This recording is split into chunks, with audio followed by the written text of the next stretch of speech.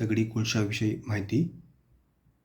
चीन व अमेरिकेनंतर भारताचा कोळसा उत्पादनात जगात तिसरा क्रमांक लागतो. पश्चिम बंगाल व झारखंडमधून देशाच्या 60% उत्पादन होते.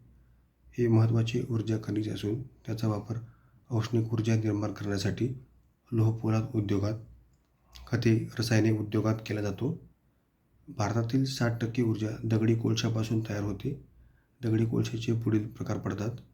पहिला प्रकार अँथ्रासाइट, कार्बनचे प्रमाण 95%, बिटुमिनस 80% कार्बन, लिग्नाइट 60% कार्बन आणि पीट 40% कार्बन. देशातील पहिली कोळसा खाण 18व्या शतकात राणीगंज येथे सुरू झाली. देशाच्या फक्त 4% दगडी कोळशाचे साठे महाराष्ट्रात आहेत.